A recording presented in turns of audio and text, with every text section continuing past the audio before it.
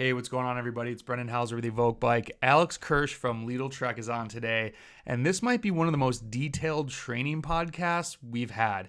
If you like the nitty-gritty of how to look at your own training and add on new things each season, this is definitely an episode for you.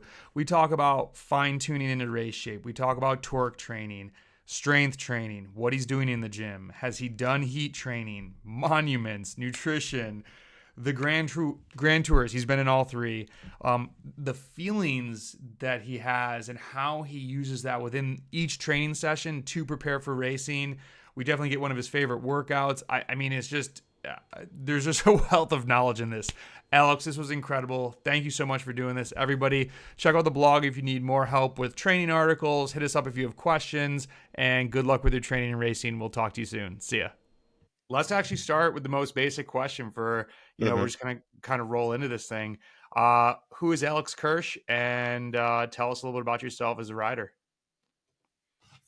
I'm Alex Kirsch from Luxembourg. I'm 32 years old and now in my 10th year being professional bike rider. The last 6 years I spent in the world tour with Trek Fredo and now Lidl-Trek.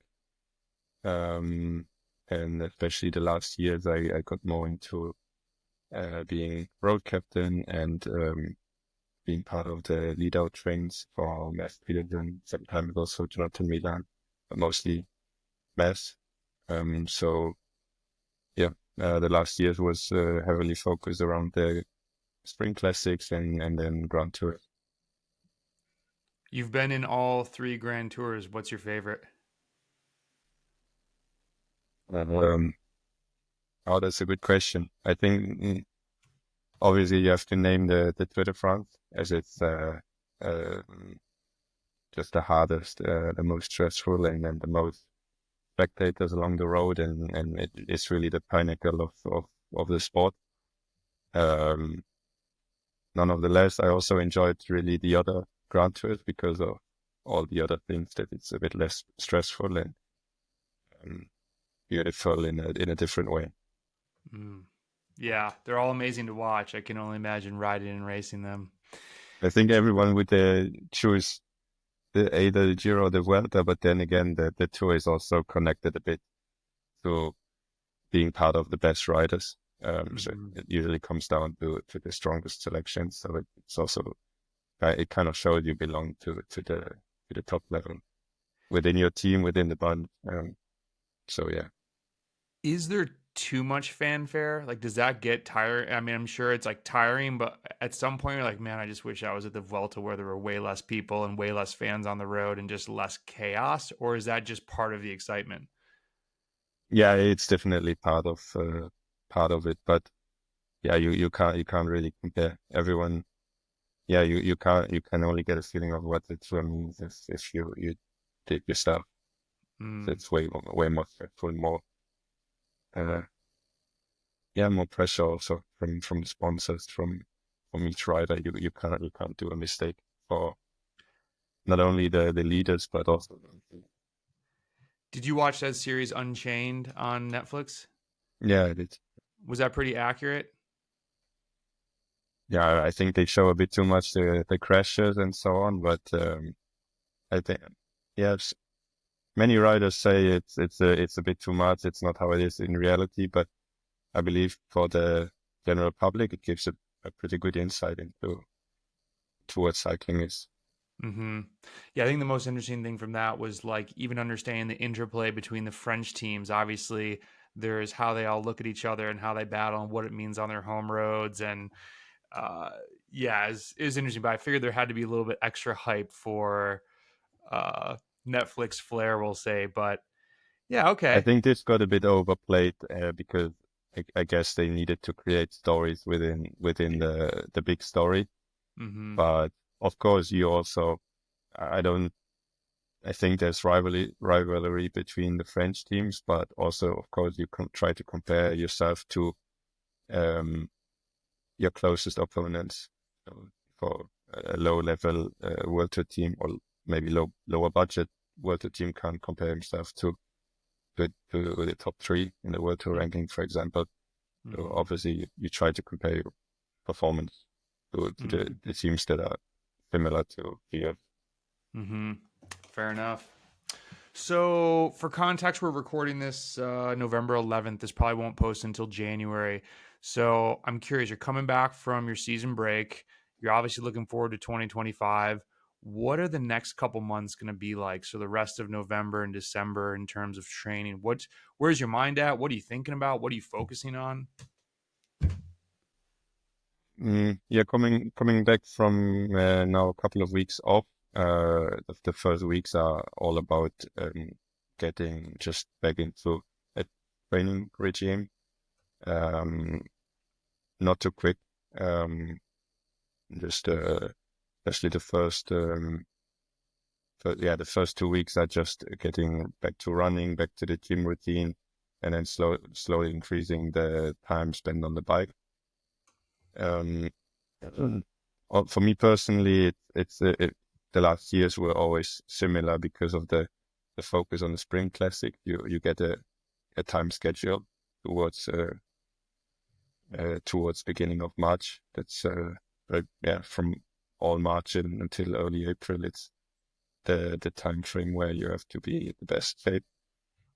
And then, I mean, from a periodization model, it's quite simple. You have this big 6 week block in the spring, and then usually a rest, and then again a build up towards the Grand Tour or two. So it's quite easy to divide the training and focus accordingly to that. But mainly it's now you would divide it. It's a build up to the December training camp. Mm-hmm. That's the month of November is usually just trying to increase the hours towards being ready for the December training camp, which is more focused still on endurance.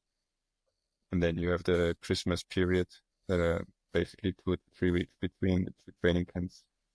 Then the January camp, which is still a heavy focus on endurance, but also some intervals getting race ready, because usually we start racing early February, Mm-hmm. and that's where actually then the last race specific training period is before you basically have to be in a good shape from the third classic on. Yeah, I was going to ask you with this. So, say there is a big race in March. You have these early races in February. When do you like to personally feel, okay, I'm ready to go? Like, I'm ready to rip it up. Do you want to feel that before the first race, or are you just kind of like going to the first races as those are the final tune up and kind of gut checking yourself then because it's a long season? Or how does that end of January, early February, like mentally, where do you need to be with those? Oh, that's a good question. I tend to copy paste my racing schedule quite a lot. I think I started 6 or 7 years in a row, always with a race called Étoile de Bessèges, the first week in February. Mm. So you kind of have uh, it's a quite boring race, but on the other hand, you always know they always have the same stages, same length, basically same stages.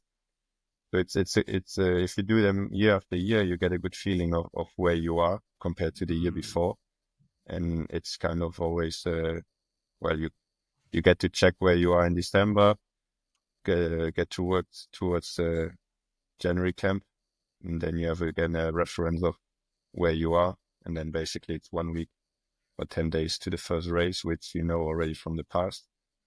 Um, and basically then it's more like fine tuning, get a because the intensity you kind of get from the races at that point in February, and then it's just more about adding some endurance rides to, well, basically get some extra endurance for the long classics, but also to kind of stabilize the shape a bit, Mm. usually depending on how well you do at the start of the racing, you might add some more endurance just to not add, add too much, more to Mm-hmm. give it more base, and because it's still quite a long way from until Roubaix, basically. It's the, uh, depending on which how the calendar is. It's first week or second week of April. It's a long time frame still. And then in the end, usually you would add a Pyrenees or Tirreno. In my case, it's always been Pyrenees, where you just kind of want to be in a good level, feel. I don't know if you would call it in top shape, but in pretty close to that entering Pyrenees, and then with that last state race, get to the top, and then it's just following up San Remo and the rest. So that's interesting when you're talking about, if you are feeling sharp and race ready, you don't want to add too much intensity because that's just too much too soon. Add more endurance. What is that fine tuning on the other side? You go to Etoile and you're like, oh, dang, I'm a little bit off gas here. What type of fine tuning do you go back and do? And maybe you talk to your coach, or is it like specific intervals that you feel like brings you back up to that race level?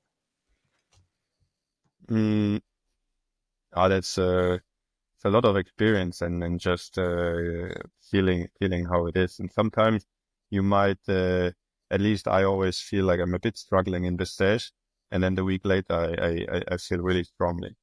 So it's not. I would say sometimes you shouldn't rush things, because it might just be that a bit of missing speed, or these couple of times where in the race you go deep, and then you take 2-3 days easy, and suddenly you get this big boost from the stage race. So the race itself could be the fine tuning. Yeah, exactly. Yeah. Okay. And you actually dropped the word experience. I was going to ask you, when do you feel like, when you look back on your career, when you said, hey, I'm like feeling this top shape, don't need to push too much. I think, as talking as an amateur, that's one thing that we're like, oh, I'm riding really well. I just need to do a little bit more. Have you ever done a little bit more and it's been not the right move? Or when did you feel that, like, okay, I'm where I need to be, I don't need to push too much like that? Just curious how you feel your body.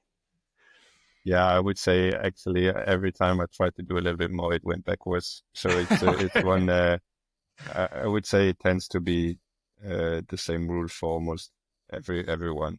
Mm. Uh, Coming back from experience, it's not only the age that counts, because there's some that just never really try to understand what is happening in the body, or how you react to things, and just follow a plan. I always try to understand why I'm doing things, Mm. and then how did it feel, and then after every block, I would look back and say, well, how was that actually, and what did I do at that point, and what was the outcome, and would I and if it went well, I just copy paste it, and I might add small adjustments, or if there's new studies coming out, and I might add every year a little bit, but never drastic changes. So I can always, you kind of know what works. So this needs to be almost the base, and then you might add something, and then every year you might improve, but also you don't really have a downside, because a small change doesn't really go into completely wrong, right? And I believe a lot really depends on the masterpiece of a training plan is more the periodization, the planning at the start of the year, than really the specifics. You can train VO2 max in so many different ways. It doesn't really. There's no magical, in my opinion, there's no magical interval or session that brings you in top shape. It's much more the general plan. Where do you rest? When it's time to work hard? When it's time to work long on volume? And this is just common sense. It's planning with your coach, with yourself, knowing what worked in the past, and then lining out that plan and just following the plan. And that's why I also, when going back to your other question, what do you want to feel in your first race, or how would you adjust? Usually I just wouldn't, because if I don't feel exactly how I want to be, but everything went according to plan, it's just a matter of time, maybe just a week or a couple of days or 2 weeks until the benefit will come. Mm. So I hardly it for sure. In the past, sometimes I would do this a bit, let's say, panic training, because I wouldn't feel right, but it didn't happen a lot of times, and when I did it, it never worked out really well. So it's more like now, if I do the nice progression in volume through early December, and do the good endurance training with strength training in December camp, and you just continuing this build up all the way to the first race, it's just a matter of time, when the good legs come along. Mm. And then it's more usually, because we professional riders, or actually most athletes, really try to push the limits, that I would say we are almost always too close to the limit than too far off. So taking a day rest too much is usually the best um, decision. If you're not sure to take a day more or less rest, usually take one day more is the better idea. So many good insights in that, man. That's awesome. Do you think another way of saying some of that is really because you have such a good focus on the planning that you can then trust the training? So as you're saying, the body comes around the week later, you don't have to overthink all this and check in with yourself. It's like, hey, I've made this plan. I know this works because I haven't changed a ton from the past seasons. Like, I'm just going to trust what I'm doing, and then everything shows up and comes together. Is that kind of accurate? Yeah, yeah, indeed. Okay. When you were talking about the commenting and like the notes that you make for yourself, do you do this in Training Peaks? Do you have like a diary going? How do you look back on stuff? Yeah, usually, I mean, I have a good memory, and because I'm also interested in training, mm, science myself, I pretty much understand exactly what I do, and more or less, if I added some, it's more because it's 10 years in a row, that you think about what did you do in the past. I might not remember exactly every session, but I know the big plan. I know, and then I Mm. just in my head. I mean, it's not that I write down exactly how many hours. Everything is on Training Peaks, and I could just look it up. But I do remember. Okay, I added, this was what I added to my base, and it worked well. Or yeah, I was getting sick. What did I do? And then maybe I would look back up into Training Peaks. Was there something different? Yeah, I took less rest, or I trained too much, or um, stuff like that. So it's more just take an hour to sit down and think, reflect, write it down, and then talk to the coach, and just forget about it again. Next year we do it differently, or we do exactly the same, or we can add this. When you're talking about new studies that might be something that helps you add on to your program, is there anything in the past couple of years that has popped up that comes to mind of what have you added on lately, maybe in last season or the year before, or even going into this year? Like, hey, I'm going to try this. Oh, but there's many. I think many years ago already. I think the first studies that came out about strength training, proper gym training, that was pretty new, 6, 7 years ago. I mean, yeah, I think the studies were quite came earlier, but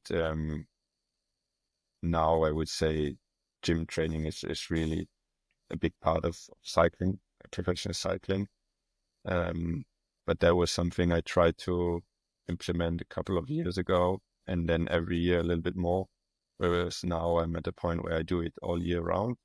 Hmm. Um, and then, okay, the polarized approach I'm also doing already for quite some years, but I think also that came up more scientifically in the last couple of years. Um, I think the most new thing is now the heat training. It's heat training or bicarb, adding bicarb to races and training, stuff like that, I would say. I think the newest is basically. Have you done those sessions like indoors, super hot, really easy, or what was your protocol if you've done that? Yeah, I think when did I last? No, only last year. Last year I started doing heat training almost all year round again. Yeah, and the protocol which we used was 1 week on, 2 to 3 weeks off, with only once or twice a week is a short session to memorize the effect. So that was one thing I did almost. I say almost because sometimes with the, of course, once you're in a racing block, you can't. It makes no sense to add the extra stress. And then also, for example, if you do a training camp in the summer, prepare for the Tour de France, it doesn't make sense to add if you're riding in the heat already, or if you're at altitude already. It's just not enough scientific knowledge about and too much stress for the whole body. But yeah, that was basically the protocol we used. How hot do you feel like it has to be for it to be effective? And that's the thing. It is also, I think I'm not a scientific person. I read the studies. I feel like there's sometimes with all the studies, you can't really, they're very short term. Basically, you do something with a placebo group and you just compare after 4 weeks or 6 weeks what happened. But the season is 11 months. The cycling season is 11 months. And usually the training they do is not at the volume that at the workload that we do. So I don't think it's a good idea to always just copy paste exactly the, let's say the study.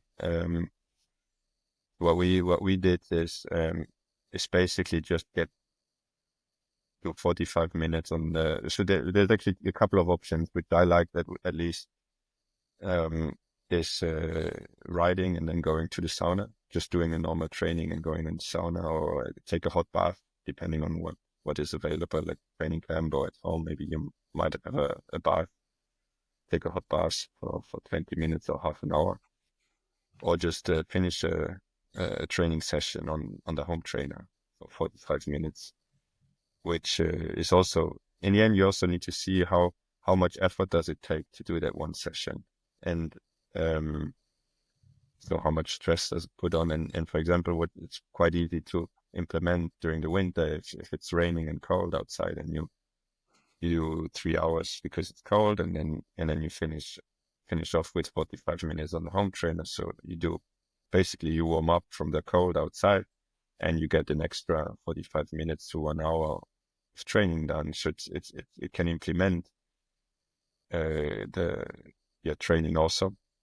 But on the home trainer, the protocol was basically just getting the heart rate up very quickly and then ride easy on feeling. That would be it's not about really, I was never measuring my core temperature. I was just going on heart rate, doing a progressive interval until my heart rate was high enough, and then just going off the power. And then that's also in general, that's something I changed a bit in training over the last years, to ride much more on feeling, to listen more to the body. And in that case, sometimes you can measure everything, and in the end, you don't need to, you can see on your heart rate what is happening on your body, and to your breathing and to your sweating rate. And you can also measure everything, but you can also just pay attention to what is happening in your body. Yeah, so that was basically what what we did mostly, and the the the results were actually, at least if you measured the hemoglobin and hematocrit, was quite significant. When you talk about driving your heart rate up, how high or what are you looking for there? Just like Also, getting this it is up to very like a certain zone. individual, about 150, 160. Okay. Yeah, Probably like a tempo heart rate or something like that. yeah, it's more than tempo for me. Yeah, Okay. 160 is close to threshold. Yeah. Okay. So, kind of talking about not being scientific, is there anything along on this thread where there's something that there's no data about it, what some people would call bro science, but you feel like you're like, hey, I do this and I think it makes me faster. Do you have anything like that in your training repertoire? Yeah, motor pacing, I would say. Ah, I love that. Yeah. What is it? What do you get out of that? Speed, speed in the leg is something that I would say cannot get measured. Um, yeah, but I, I think it's really, I think it's a, again, this is not very scientific. It's just in my brain going around. I think it's a stimulus for the nervous system to ride 105, 110 RPM for 1 hour, and it makes you quicker. It makes you more reactive to accelerations, and it's just to be on the pedals for 1 hour is usually. I feel like I can do the best training block and train all the zones and just feel like okay, this I did everything well. Now I'm ready. But then what really makes the translated into top shape is just to do 2 sessions of 1 hour motor pacing and not really looking at power, but just going on a hilly road, like you would do in racing, where someone else is deciding a speed for you and you follow. And you do that at the end of a training block? Like that's like the finish, the cherry on top? Yeah, they could. Yeah, yeah. I love that. What's the you Or had mentioned you would finish a training camp and then go home, and in these 5 to 6, 7 days to the next race, you would add first some rest and then 1 or 2 shorter sessions. Yeah, it's good. Do some sprints out of that.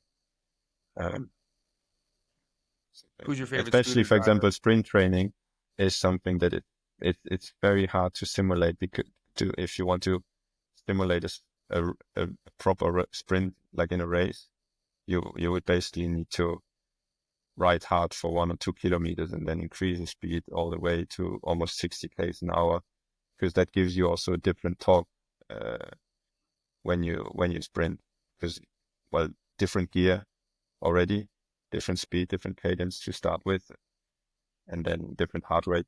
Um, or yeah, really hard to replicate if you are not there. Really good points. Really good points. Let's jump back. You mentioned strength.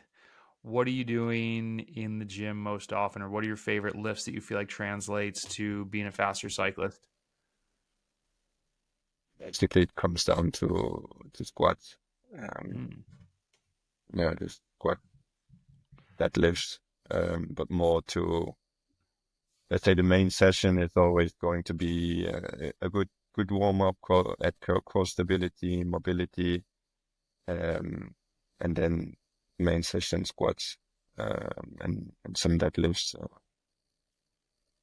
You doing 5 by 5? You doing less reps? Do you do a lot of reps? What's your like sets and reps like for squats?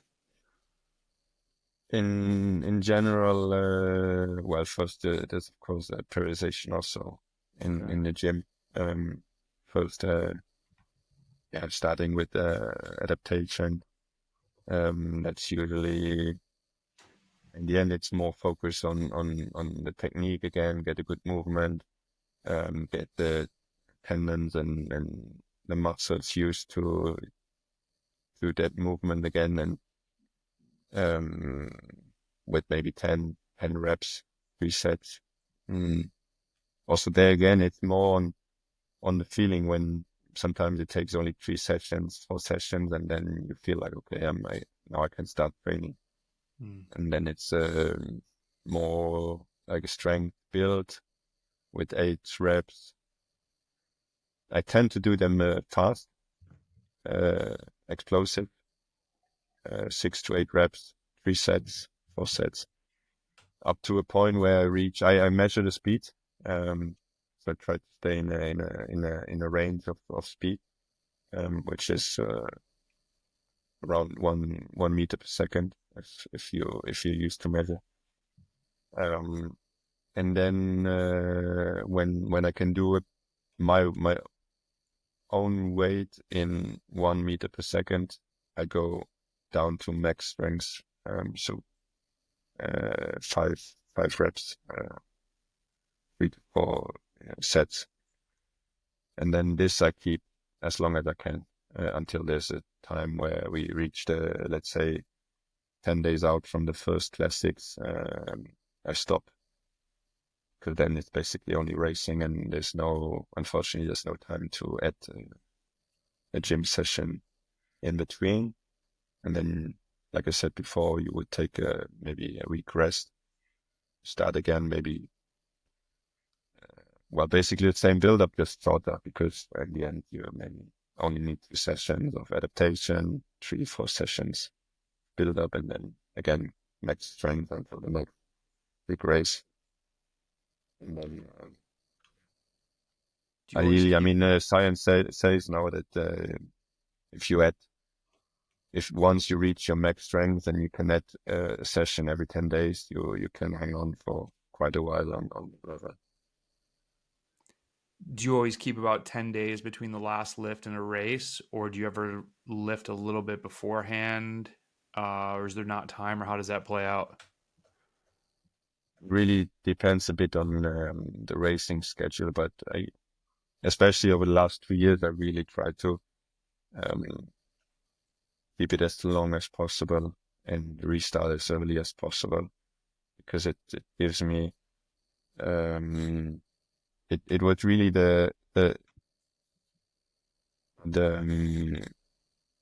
for me it really improved my explosivity, my peak power, and it's something I think it's very working really well on the nervous system to keep you fresh, compared to add another hour of cycling training when we are already so close to. When we are close to 30 hours, to add another hour doesn't really benefit you so much, but adding a gym session might be really good for your nervous system. And what I also do when we are more into the racing season, you could also just do a 5-hour endurance ride and then finish off by 2 sets of 5 reps squat straight after training. That's it's you have to get over it in your head, because you feel quite lazy after just riding endurance, but exactly this makes you feel so. Again, there's no science in it, but my head tells me that it helps me a lot to be very reactive at the end of a race, because there you also just ride and ride and ride, and then you have to be explosive for a sprint. Basically, what you do in a long endurance session, and just finish off with 15 minutes of squats, or 10 minutes even, just doesn't take any time. But you add one strength session, plus you work on your nervous system. That's a really good feeling. That's awesome. I love this. Is this unique to your training, or do you have other teammates or friends that are doing a similar style now? Because I think if this was 5 years ago, not many cyclists were talking about this, but it seems to be more common. Others on Lidl doing the same thing, or are you sort of out on your own with this? No, I think it's my coach is from the team. He also trains Mads Peterson. So he's doing the same. Johnny Milan changed to him. Coming to Lidl-Trek, he got him as my coach. So he's also, for him, this was quite new. I don't know if I think I would say in general more riders do gym, maybe not to this extent, at least not that I know of. But also I haven't really talked to that many. It's just my feeling. Cool. You had mentioned end of 2022, there was an article. You were 30 years old and you said, hey, I'm really focusing on the next 4 years. I feel like I'm coming into form and this is, I'm ready to go. So we're 2 years later. Are you still looking only 2 years down the road, or what's your like big picture for Alex? Yeah, for sure. I would like to still improve for a couple more years. Um, I don't know which article you read, but I don't know why. But I have my idea why I improve every year since that past session. I think it comes down to just never doing something crazy, but every year trying to implement one more thing, just step by step. Um, and that starts to pay off now when I think the worst is if you're not a super talent is to change things dramatically and have a bad year. So just building up every year on top of the year before makes you improve. And every year I had a better year. So yeah, especially last season. So this year was I think physically my best. Um, so I hope I can keep going. What are you trying to add on for 2025 then? If you could just pick one more thing to get better at, what would it be? Well, for me, one of the limiting factors were really the monuments, the 6 hour, 6.5 hour races. And this year I started to be competitive in these races. So it's one of my goals for next year is to be very competitive in the classics. And obviously I have a very important role as a helper in our team. Um, this will be the main focus for next year to be up there with Mess in the finals and hopefully can win one of the monuments and I can be very long next to him. Mm, that's awesome. I love that. You've given a ton of tips, and maybe it's this strength training at the end of long rides. Can you share anything else that you think might help you in such a long race that's 6, 7 hours? Yeah, okay.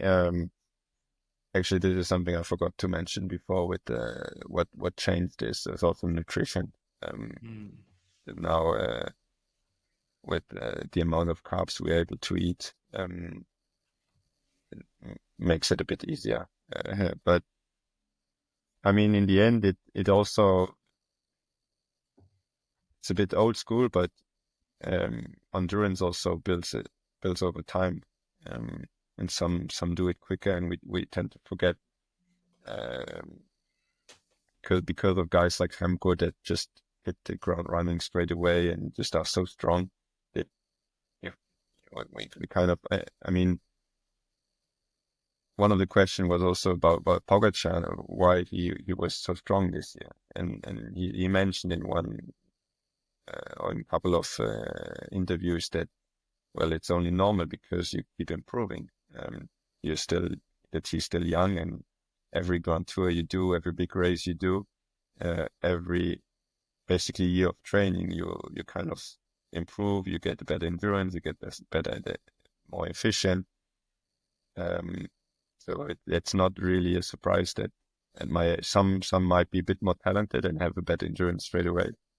But I think the main thing is just also progressively training a little bit more and getting better at everything over time. Being a bit patient. Patient is also look at Tom Scoins is probably the best example with 33 years old. He's had the craziest season ever and one of the best one-day races in the World Tour. So yeah, there's not everyone is sitting their peak when they are 23 years old. I absolutely love that. And I hope, I mean, most of the people that listen to this are amateur cyclists. I think a lot of amateurs forget this fact in our own training. And it's like after they do something for 4 years, like, oh, I'm at where I'm at. And that's just not endurance sports. To hear someone at your level talking about this is just such a motivating thing that will inspire a lot of people to just keep going, keep pushing yourself. It's easy to just think you're at where you're at and give up. But I love that, Alex. That's really good. What Yeah, that's why also with the studies that are done on 6 weeks, it's just very. I'm not. Yeah, we should look at science and okay that if on 6 weeks it has an effect for sure, you should think about implementing it. But endurance sports and the body is just so much more complex than a 6 week period. And just because you didn't you trained well for 6 weeks doesn't mean that you're ready for a whole season. But it Mhm. also means that maybe because you didn't train well for 10 days doesn't mean you're in bad shape. If you trained well for 3 months before and you're 5 years or 6 years professional already, you have a completely different base base level than maybe a young professional that is only riding for 2 years. And actually, when I passed professionally, they you would always say, "Well, you do the next step when once you did the Grand Tour, and then you just feel stronger." And that's the case. And then 2 or 3 years ago, I started doing 2 Grand Tours a year, and then next year you feel stronger again. So year after year, just by having good seasons, enough race days, enough training days, not many injuries, or best case, no injuries, makes it better over time. What is that feeling after the Grand Tour? Is it that you have the same efforts later in the day, that you can do more days back to back to back? What is that extra strength that athletes talk about after the Grand Tour? We all hear that. It's like, oh, if you can complete a Grand Tour, you change as a rider. What change do you actually feel? I think more fatigue resistance, I would say. Mm, Bigger gears, more strength. Hard to describe.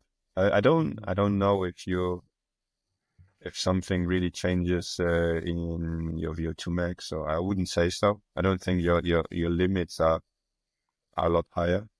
Obviously, you rode your bike for 3 weeks, so you also got better. It's like a big training camp. Um, if you take the rest afterwards. But mostly it's a bigger gear. It's more you can just push through or over some hills, a bit of higher endurance pace. Um, yeah, I would say that. Speaking of bigger gears, are you into torque training at all? Low cadence training? Yes, yeah, yeah. But Just mainly I do it a completely. We call it basically strength days. So it's usually a complete day all focused around strength. Um, that be, for example, first low cadence on a bike plus low cadence sprints, or depending on what period of the year we are, low cadence, high cadence sprints. So a low cadence work on the climb and then finish by high cadence sprints on the flat, just to get this nervous system really working, and then going to the gym, adding squats. For me, what worked really well when I measured the speed on the gym was when I first did quite a proper training on the road with low cadence and sprints, and then go to the gym. I tend to do better work in the gym because then all the muscles are warmed up. So that would be like a strength day. So everything together. do you ever lift before you ride? I do. Um, but basically there's no, at least that's what I got told, there's no difference. There's not really measurable difference what is better. But now that I measured it, at least from my speed, in the end, my performance was better in the gym after the ride. So I tend to, um, I, for the main sessions, I try to do it after training on the road bike. Okay. But now, for example, when I started training, I start training today actually with gym, and it's a bit more cold in the morning, so uh, I tend to start on in the gym and then go out on the bike when it's a bit warm. I'm looking at a little wet road right now, and I'm hoping it dries up. So I'm gonna be doing the lifting first. So I feel you on that. When you talk about high cadence sprints, what's high cadence for you? 120 RPM, higher? Yeah, 120, 130. Yeah. Okay. So it's And then more you brought, about, so in the end, when you think about sprint training, I don't know if there's any science behind that, but you get a good feeling because you have different moments in the sprint. One is the kick, and one is the basically the kick is where you need to push the torque, just get going, and then you switch to higher cadence to maintain the speed, and then you go into lactate when you make a certain amount of time or meters.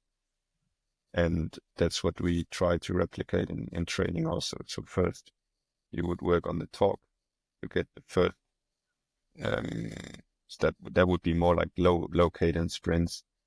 And then once you get closer to racing, switch to higher cadence, or to high cadence to get the other extreme, because you need to get your nervous system used to go on 120 RPM, because most sprints are one.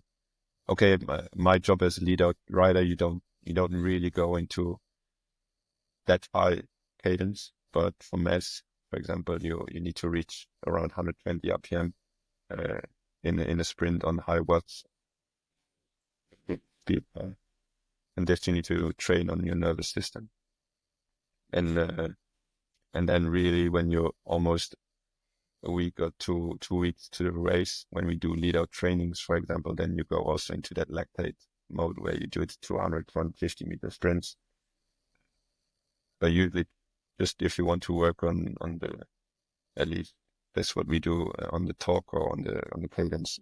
6 to 10 seconds is enough. It's more um, just to get this peak uh, going. I love the detail. Like it's clear you love the training side of the sport as well as the racing. It's really Yeah. interesting, man. You brought up nutrition and the amount of carbs that athletes are consuming these days. What's a target that you go for on a big monument day? Is it something per hour? How do you lay out all that nutrition in your head? Yeah, I think the most common is now 120 grams carbs per hour, 130, 140. In the end, you can also not always, so I aim for 130 because then you're sure to make 120. But Mm. yes, you have bottles almost everywhere available on these hills. There's a gel on top, so pretty close. So usually you're able to reach this 120 at least, but you might lose a bottle or so on cobblestones or whatever. I tend to now just have everything in my pockets for 120 grams for 6.5 hours, 130, and then just work down hour by hour. Basically, it's one bottle of 60 or 80 grams of carbs plus one bar and 2 bars, and then later you switch to gels. It's quite easily doable. Of course, you need to train it. You train it in training and you race it before. But if you're a bit organized, it should be doable.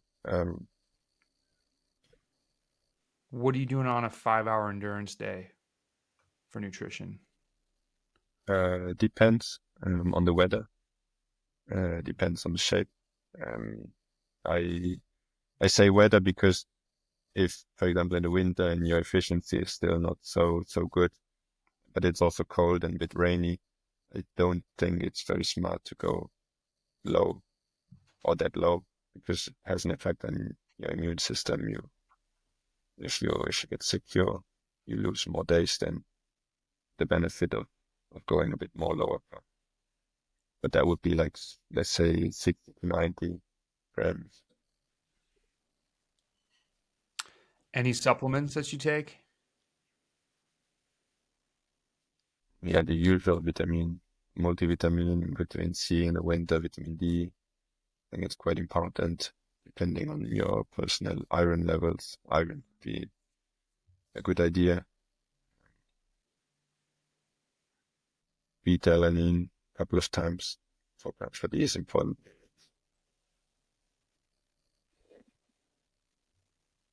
But ketones nowadays almost everyone uses them in important races or events. Where do you fall with ketones? How much do you take? Does it vary? Does the team nutritionist dole that out, or is it just whatever you feel like on the day? I personally only use them now as recovery. Okay. I tried it in while riding or in training racing. To be honest, I didn't really feel I felt it in endurance training, but then it's very expensive training for um yeah, well, the benefit is you don't need to eat, but I don't know if you improve by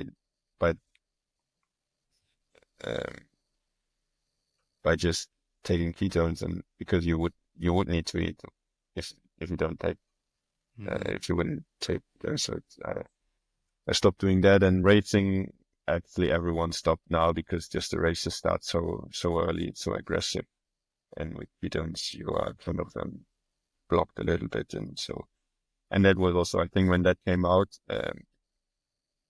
many years ago. It was also at the time where we were not able to eat as many carbs yet. Now it's just not, doesn't make sense, I would say. Mm. Um, so yeah, the way I use it is basically for just the recovery protocol, one bottle after training or trainings or races, and also not Awesome. all the races because again, we're quite. What's people love on Instagram pro cyclist workouts. Do you have like a banger session that we can post up for people that is just a brutal day, or even just a workout that you really like? One that I really like, but also is kind of a, quite a hard session, and it's also a session that I would do regularly as a big session before important races. So it gives me also kind of a reference where I'm at. Also saying again that I write a lot on feeling. Um, Mhm. so it's not that I just hit the same watts every time, which is 5 hour ride and then 2 sets of 5 to 6 times 3 minutes on, 1 minute off.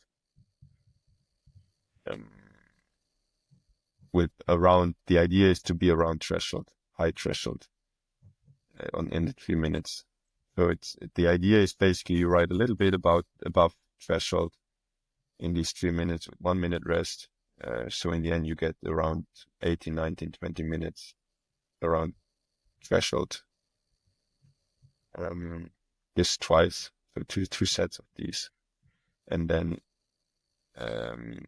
in the last hour, 1.5 hours to go, do 3 times 8 minutes, 40 20s. Also not really looking down to, I mean, when I say we don't, with also with my coach, actually, we, I have him since 6 years and we never did one single test. We Mm. never did a test, any sort of test. We do the ones that the lactate tests that basically a step test, but that's more a team test in December camp, January camp. But they are more standard protocol. They are not, with him, I never did and Mass also never did a single test. We work a lot more on And also I feel like once you reach a certain level, your threshold is not going to change by 50 watts. It's always in the same range. And even a threshold is still a range. It's not a single number. And some days you're able to push a bit more, and some days you're able to push a bit less, but you're still working on your threshold. And this session gives you, and the same for V2 Max. Sometimes we do 500 watts, sometimes 5, and sometimes 600, rightly in my way. Mm, um, in this specific session, you kind of see where you're at. You're doing 420 or 450 watts in these 3 minutes every time. Because in the end, you kind of feel, you should do them in a way that you should not drop down in power. So it's a bit on the feeling, but you also feel where your threshold is that day. Mm-hmm. And when you start after 3 minutes, then you think, can I do this 6 more times? And then another set kind of gives you also a good feeling about time trials, for example. Because now we have all these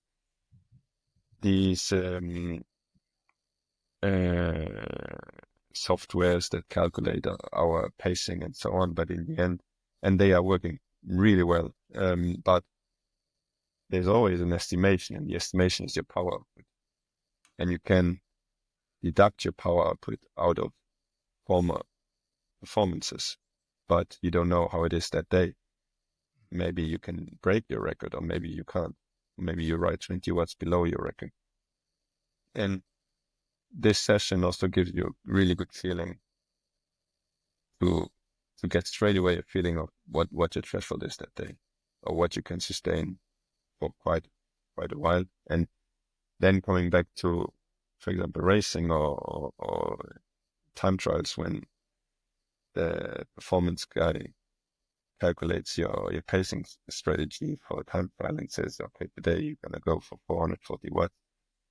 Well, it's an indication, and the whole pacing is still the same because it shows you which parts you should ride maybe a bit harder than that, and which parts you should try to recover a little bit. So this is all the same, but maybe that day you do 450 watts or you do 430. It's up to you to decide, or to listen to your body and see how much, you know. You are really tapped into how you feel. I think, and I'm sure a lot of other riders are, but you verbalize it in a really crystal clear way that I think is going to resonate with a lot of people listening to this. One last question on the workout. The 3x8 minute 40/20s, do you do the 40 seconds on as like VO2 max power or just all out, or where do you pace that? In a way that you do them all the same or Okay. similar, Mm-hmm. which is usually high VO2 max, I would say. Um, Cool. so all out, I think all out, you could not. For me, all out is, if you go all out, you basically stop after 3. So it's Fair. controlled all out. Yeah, the idea is to go deep. Yeah, it depends a bit, because at least we do also sometimes 40/20s when we go, for example, for train for the spring classics. 40/20s are really lactate. It's not VO2 max anymore. It's more like lactate. Really depends on if you train for Grand Tour. I think it's maybe better to go for longer sets, maybe 8 to 10 minutes. But if you train for uh, spring classics, maybe it's better to go 6 minutes to 8 minutes max, but then just go a bit harder, more lactate. Mm-hmm. But then it's not a VO2 max session. It's just basically creating lactate. So my last question for you, you talked about in train, adding on different things. You're learning each year, you're adding something on, try this, no big massive changes. When you look back, is there anything you wish you did less of, or at some point you're like, this isn't working for me. I'm gonna stop doing this. No. Well, no, not no, because well, so before I passed professional, I was in a development team, and at that time, it was very, uh, there was a lot of the training at that time in professional cycling was about zone 3, zone 4. A lot of the training was, well, you would call it now the threshold model, or yeah, so between 2 and 4 millimole. So that was what I did at that time. But then as soon as really the first polarized training science came out, I got a coach that was doing that. And first I was a bit, it seemed crazy for me to do 40/20s around Christmas and so on. But he explained it to me. I could understand. It was very reasonable, so I did it, and it worked well. So I never changed since then. Um, and actually, the more you do it, the more you realize it's really, it seems very new and very fancy, and everything they tend to reinvent the same training, basically, because polarized training or now zone 2 training or whatever, it's just, they did this in the 80s already. Or even when I was a kid, Luxembourg was very connected to the German style of training, which was riding long, riding slow, and then short and fast, which is, okay, it was not called polarized training, but um, it was essentially that. And a lot of now, they say in zone 2 endurance training, mitochondria training, and it's very fancy and new, but in the end, yeah, it's basically what athletes were doing 20 years ago, just riding long many hours. It's not really a breakthrough in science that you have to do a decent volume to be an endurance athlete, in my So opinion. is that how you would define sort of polarized training? Long and easy endurance, and then the sprint workouts you're talking about, the 40/20s. Any other nuance or things you'd add into that? Well, there's always a decent, or some amount of zone 3 training, obviously, but at least the way I do it, it's really a lot of endurance training, and then the endurance training can be mixed up with sprints, for example, and then strength workout. Well, if you do low cadence training in a climb, it's also zone 3. Um, but that whole day is more, I would more call it a strength training because of the sprint and the gym session afterwards. And then VO2 max can also be, um, I don't know which category you would fit in, for example, zone 3 with spikes. Because in a way you spend time in zone 3, but also because of the spikes, it becomes a kind of a VO2 max session. Mm-hmm. But then also because of the races or the stage races, it becomes, you do it a decent amount of threshold, of course.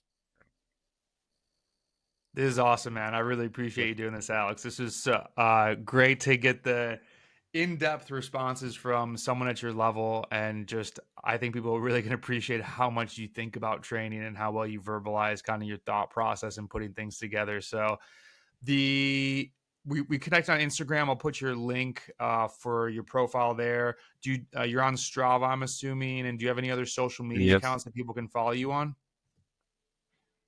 Instagram, I would say Instagram. best. Cool. Well, man, we will be rooting for you and wishing you the best of luck this year. Thank you again so much. This was incredible. Everybody, make sure to hit him up on Instagram, give him a follow, give him some kudos on Strava. Good luck with your training and racing, everybody. Thank And you Alex, very thanks much. again, man. Thank you so much. Thank you. Bye bye.